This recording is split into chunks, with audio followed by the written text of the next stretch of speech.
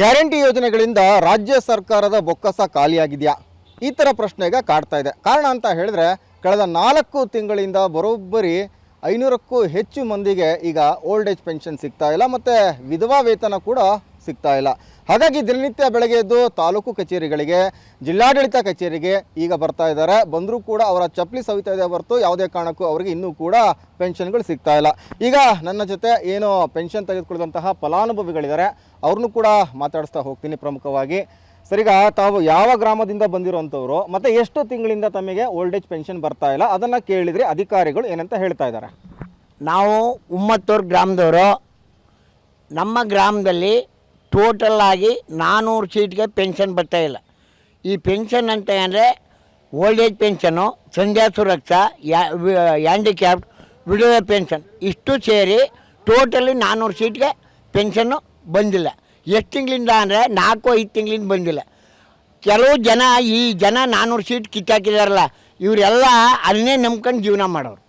ಆಯಿತಾ? ಇದು ತಕ್ಕಂಡು ಪೆನ್ಷನ್ ಬರಲಿಲ್ಲ ಅಂದರೆ ಅವರ ಮಕ್ಕ ಮರಿ ಅವ್ರಿಗೆ ಊಟಕ್ಕೆ ಹಾಕಲ್ಲ. ಆಯಿತಾ? ಈ ಮಟ್ಟದಲ್ಲಿದೆ. ಅದರಲ್ಲಿ ಕೆಲವ್ರಿಗೆ ಅನುಕೂಲ ಸ್ಥಿತಿ ಇರ್ಬೋದು, ತಡ್ಕೋಬೋದು. ಈ 400 ಸೀಟೆಲ್ಲ ಇವಾಗ ಅವರೆಲ್ಲ ಟೋಟಲಾಗಿ ನಾನು ಇದು ಮಾಡಿದಾಗ ಅವರೆಲ್ಲ ತೀರಾ ಕಡು ಬಡ್ರಿ ಕಿತ್ತಾಕಿರೋದು. ಆಮೇಲೆ ವಯಸ್ಸು 75 ಆಗಿರೋ ನಿಮಗೆ 57 ಅಂತಾರೆ. ಆಯಿತಾ? 32,000ರಿಂದ ಕೆಳಗಡೆ ಇನ್ಕಮ್ ಇರಬೇಕು ಅಂದ್ರಲ್ಲ, ಒಬ್ಬ ಕೂಲಿ 100 ರೂಪಾಯಿ ಮಾಡೋವನಿಗೆ ಎಷ್ಟಾಗತ್ತೆ? 36,000 ಆಯ್ತು ವರ್ಷಕ್ಕೆ. ಏನಾರು ಈ ಸರ್ಕಾರಕ್ಕೆ ತಳಿದ್ದ? ಆದಕ್ಕಂಥ ಜನಕ್ಕೆ ತಳಿದ್ದ ಸ್ವಾಮಿ? ಇವ್ರನಿಗೆ ಏನು ಮಾಡಬೇಕು? ಆ ಜನಪ್ರತಿನಿಧಿ ಅನ್ನೋನು ಗೊತ್ತಿಲ್ವಾ? ಈಗ ಪೆನ್ಷನ್ ಬರ್ತಾ ಇಲ್ಲ ಅಂತ ಹೇಳಿದ್ರೆ ಇವ್ರದ್ದು ಇನ್ಕಮ್ ಜಾಸ್ತಿ ಇದೆ ಅಂತ ಕಿತ್ತಾಕಿರೋದಾ ಅಥವಾ ಹೆಂಗೆ ಟೆಕ್ನಿಕಲ್ ಎರರ್ ಆಗಿರೋದಾ? ಇದು ಸರ್ಕಾರ ಮೊದಲೆಲ್ಲ ಹೇಳ್ತಿರೋ ಸರ್ಕಾರದಲ್ಲಿ ದುಡ್ಡಿಲ್ಲ, ಅವರು ನಮ್ಗೆ ಹಾಕಿಲ್ಲ. ನಾವು ಅವರು ನಮ್ಗೆ ಹಾಕ್ತೇವೆ, ನಾವೆಲ್ಲರಿ ಕೊಡೋಣ? ನಾವು 500,000 ಕೊಡೋಕ್ಕೆ ಎಲ್ಲಿಂದ ಕೊಡೋ? ನಾವು ಅವ್ರು ಕಳಿಸಿದಾಗ ನಾವು ಹಾಕೋದು. ಮೊದಲು ಇದು ಜಿಲ್ಲಾ ಕೇಂದ್ರದ ಟೆಜರಿನಲ್ಲಿ ವಿತರಣೆ ಆಯ್ತಿತ್ತು. ಇವಾಗ ಆನ್ಲೈನ್ ಮಾಡಿದ್ದಾರೆ. ಆನ್ಲೈನ್ ಮುಖಾಂತರ ಅದು ಬೈಫರ್ಕೇಷನ್ನಾಗಿ ಬರೋದು. ಅದಕ್ಕೆ ಒಂದು ಇಲ್ಲವೇ ಎಲ್ಪ್ ಡಿಸ್ಕ್ ನಂಬರ್ ಅಂತ ಕೊಟ್ಟಿರು. ಅವ್ರಿಗೆ ಫೋನ್ ಮಾಡಿದ್ರೆ ಯಾರೇ ನಿಮ್ಮ ನಂಬರ್ ಕೊಟ್ಟವರು ಏನ್ರಿ ಅಂತ ತಗೊಂತಾರೆ. ಅವ್ರುಗಳಿಗೆ ಅವ್ರ ವಿಷಯ ಮುಟ್ಟಿರ್ತಾರೆ. ಇಲ್ಲಿ ಬಂದು ಕೇಳಿದ್ರೆ ಇವರು ಆಯಿತಾ ಏನೇನೋ ಸ್ಕೂಟ್ನಿ ಆಗಬೇಕು ಅಂತ ಕೊಟ್ಟು ರೆಕಾರ್ಡ್ನಿಗೆ 1.5 ತಿಂಗಳು ಆಗಲ್ಲ. ಇನ್ಯಾವ ಸ್ಕೂಟ್ನಿ ಆಗಬೇಕು? ಆದಾಯ ಏನಿದೆ ಅದು 32 ಕಡಿಮೆ, ಅದನ್ನೂ ಕೊಟ್ಟಿದ್ದಾರೆ. ಅವ್ರಿಗೆ ಇನ್ಕಮ್ ಅಂತ ಅನ್ನೋದು ಕೆಲವ್ರಿಗೆ ಗೊತ್ತಿಲ್ಲ. ಇನ್ಕಮ್ ಏನು? ನಾವು ಎಲ್ಲ ಖರ್ಚು ವೆಚ್ಚ ಸಂಸಾರಕ್ಕೆ ಅದಕ್ಕೆ ಇದಕ್ಕೆ ಎಲ್ಲ ಮಾಡಿ ವರ್ಷದಲ್ಲಿ ಏನು ಉಳಿತಾ ಅದು ಮಾತ್ರ ಇನ್ಕಮ್ಮು. ಇನ್ಕಮ್ ಅಂತ ಅನ್ನೋದು ಏನು? ಅದು ಉಳಿದಲ್ಲಿಗೆ ದೊಡ್ಡ ಅಮೌಂಟ್ ಅದು ಇಟ್ಟಿರ್ತಾರೆ.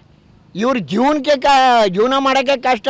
ಅದು ತಗೊಂಡೋಗಿ ಕೊಡಲಿಲ್ಲ ಅಂದರೆ ಮಕ್ಕಳೇ ಇಕ್ಕಲ್ಲ. ಅದೇ ರೀತಿಯಾಗಿ ಇನ್ನೂ ಕೂಡ ಸಾಕಷ್ಟು ವಯೋವೃದ್ಧರಿದ್ದಾರೆ, ಅವ್ರನ್ನೂ ಕೂಡ ಮಾತಾಡಿಸ್ತಾ ಹೋಗ್ತೀನಿ. ಅಮ್ಮ, ತಮಗೆ ಎಷ್ಟು ವರ್ಷಗಳಿಂದ ಪೆನ್ಷನ್ ಬರ್ತಾ ಇತ್ತು ಮತ್ತು ತಮಗೀಗ ವಯಸ್ಸು ಎಷ್ಟಾಗಿದೆ? ಆ ಬರ್ತಾ ಇದ್ದಂಥ ಹಣ ತಮ್ಮ ಜೀವನಕ್ಕೆ ಎಷ್ಟು ಮುಖ್ಯ ಆಗಿತ್ತಮ್ಮ?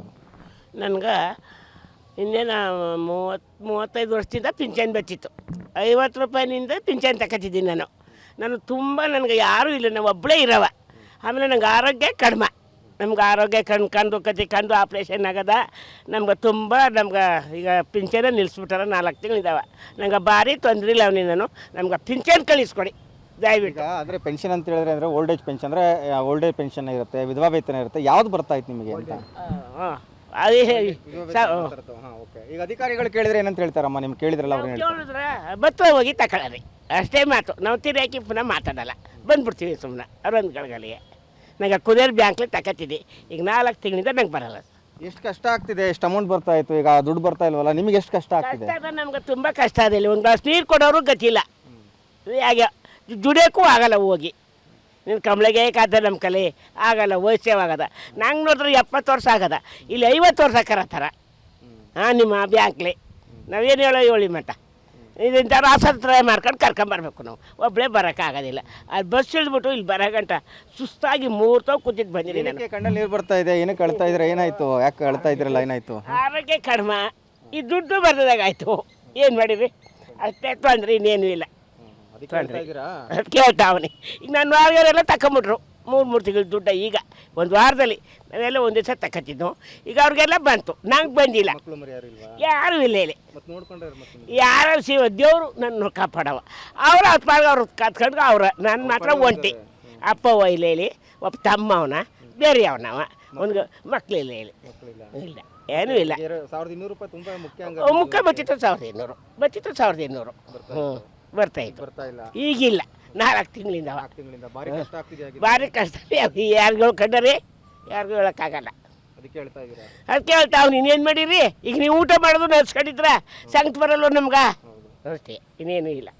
ಕೇಳಿದ್ರಲ್ಲ, ಇದಿಷ್ಟು ಪಾಪ ತಾಯಿ ಟಿವಿ ನೈನ್ ಕ್ಯಾಮ್ರಾ ಮುಂದೆ ಕೂಡ ಕಣ್ಣೀರನ್ನು ಹಾಕ್ತಾ ಇದ್ದಾರೆ. 4 ತಿಂಗಳಿಂದ ನನಗೆ ಬರ್ತಾ ಇದ್ದಂತಹ ಪೆನ್ಷನ್ ಕೂಡ ಬರ್ತಾ ಇಲ್ಲ, ಅದನ್ನೇ ನಂಬ್ಕೊಂಡು ಬದುಕ್ತಾ ಇದ್ದೆ ನಾನು. ಆದರೆ ನಾನು ನೋಡ್ಕೊಳಕ್ಕೆ ಯಾರೂ ಇಲ್ಲ, ಹಸ್ಕೊಂಡು ನಾನು ಸಾಯುವಂಥ ಪರಿಸ್ಥಿತಿ ಎದುರಾಗಿದೆ. ಈಗಲಾದರೂ ಕೂಡ ಅಧಿಕಾರಿಗಳು ಎಚ್ಚೆತ್ತುಕೊಳ್ಬೇಕಾಗಿದೆ. ನನಗೆ ಬರಬೇಕಾದಂತಹ ನ್ಯಾಯಯುತವಾದಂತಹ ಒಂದು ಪೆನ್ಷನನ್ನು ಕೊಡಿ ಅಂತ ಹೇಳಿ ಮನವಿ ಮಾಡ್ತಾ ಇದ್ದಾರೆ. ಟಿವಿ ನೈನ್ ಮುಖಾಂತರವಾಗಿ ಕೂಡ ಅವರು ಕಣ್ಣೀರನ್ನು ಹಾಕಿ ತಮ್ಮ ಅಳಲನ್ನು ತೋಡ್ಕೊತಾ ಇದ್ದಾರೆ.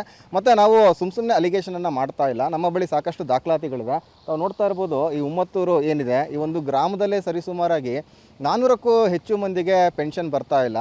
ತಾವು ನೋಡ್ತಾ ಇರ್ಬೋದು, ವಿತ್ ಡಾಕ್ಯುಮೆಂಟನ್ನು ತೋರಿಸ್ತಾ ಇದ್ದಾನೆ ಯಾವ ರೀತಿಯಾಗಿದೆ ಅಂತ ಹೇಳಿ. ಪ್ರತಿಯೊಬ್ಬರ ಹೆಸರು ಕೂಡ ಇಲ್ಲಿದೆ. ಅವ್ರ ಹೆಸರು ತಾವು ನೋಡ್ತಾ ಇರ್ಬೋದು, ಅವ್ರ ಹೆಸರು ಆಗಿರ್ಬೋದು, ಅದ್ರ ಜೊತೆಗೆ ಅವರ ರಿಕ್ವೆಸ್ಟ್ ID ಆಗಿರ್ಬೋದು, ಮೊಬೈಲ್ ನಂಬರ್ ಆಗಿರ್ಬೋದು, ಟೈಪ್ ಆಫ್ ಪೆನ್ಷನ್ ಆಗಿರ್ಬೋದು. ಅಂದರೆ ಯಾವ ರೀತಿ ಪೆನ್ಷನ್, ಉದಾಹರಣೆಗೆ Indira Gandhi national old age pension ಅಂತ ಇರುವಂಥದ್ದು, ವಿಡೋ ಪೆನ್ಷನ್ ಅಂತ ಇದೆ. ಈ ಥರದ ಸಾಕಷ್ಟು ಪೆನ್ಷನ್ಗಳಿದೆ. ಪ್ರತಿಯೊಂದು ಕೂಡ ತಾವು ನೋಡ್ತಾ ಇದ್ದರೆ ಎಷ್ಟೆಷ್ಟು ಖಾತೆಯಲ್ಲಿ ಅಮೌಂಟು ಜಮಾ ಆಗಿದೆ ಅಂತೇಳಿ. ಇವೆಲ್ಲವ ದಾಖಲಾತಿಗಳು ಇದ್ದರೂ ಕೂಡ ಇಂತಹ ವಯೋವೃದ್ಧರಿಗೆ ಪೆನ್ಷನ್ ಸಿಗ್ತಾ ಇಲ್ಲ ಅಂತ ಹೇಳಿದ್ರೆ ಪಾಪ ಇವ್ರು ಎಲ್ಲಿ ಹೋಗಬೇಕು? ಇವ್ರಿಗೆ ಅನ್ನ ಹಾಕೋರು ಯಾರಿದ್ದಾರೆ? ಈಗಲಾದರೂ ಕೂಡ ಎಚ್ಚೆತ್ಕೊಳ್ಬೇಕಾಗಿದೆ ಅಧಿಕಾರಿಗಳು. ಎಚ್ಚೆತ್ಕೊಂಡು ಅವರ ಜವಾಬ್ದಾರಿಯನ್ನು ಮಾಡಬೇಕಾಗಿದೆ. ನಿಜವಾಗ್ಲೂ ಏನು ಫಲಾನುಭವಿಗಳಿದ್ದಾರೆ, ಆ ಫಲಾನುಭವಿಗಳಿಗೆ ನೇರವಾಗಿ ಅವರ ಖಾತೆಗೆ ಬರಬೇಕಾದಂತಹ ನ್ಯಾಯಸಮ್ಮತವಾದಂತಹ ಹಣ ದಾಖಲಾಗಲೇಬೇಕಾಗಿದೆ, ಜಮೆ ಆಗಲೇಬೇಕಾಗಿದೆ. ಕ್ಯಾಮ್ರಾ ಪರ್ಸನ್ ಮಧು ಜೊತೆ ಸೂರಜ್ ಪ್ರಸಾದ್, TV9 ಚಾಮರಾಜನಗರ.